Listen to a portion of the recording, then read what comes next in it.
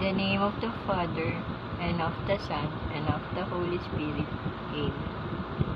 O my Jesus, through the Immaculate Heart of Mary, I offer you all my prayers, work, joy, and suffering of this day, for all the intentions of your Sacred Heart in union with the holy sacrifice of the Mass throughout the world, in reparation of my sins, for the intention of all our associates, and in particular for the general and mission intentions recommended for this month.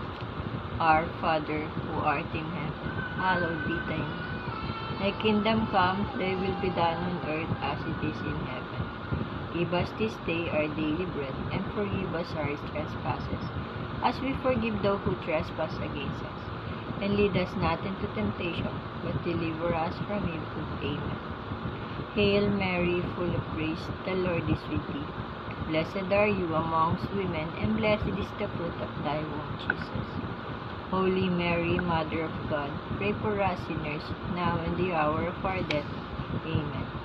Preserve us, O Lord, from all the danger of souls and body, and by the intercession of the glorious and blessed Mary, the ever-Virgin Mother of God, of blessed Joseph, the blessed apostles, Peter and Paul, and the blessed, and all of the saints, grant us health and peace. Amen.